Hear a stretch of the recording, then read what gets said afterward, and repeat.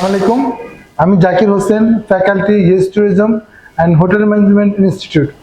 আগামী 16 সেপ্টেম্বর নোয়াখালীর মাইজদি শহরে আমরা আসছি নাইস গেস্ট হাউসে। সারাদিন ব্যাপী আপনাদের জন্য ওয়ার্কশপ নিয়ে পেস্ট্রি, বেকারি, রেসিপি থাকবে, সেই সাথে থাকবে হচ্ছে বিজনেস গাইড।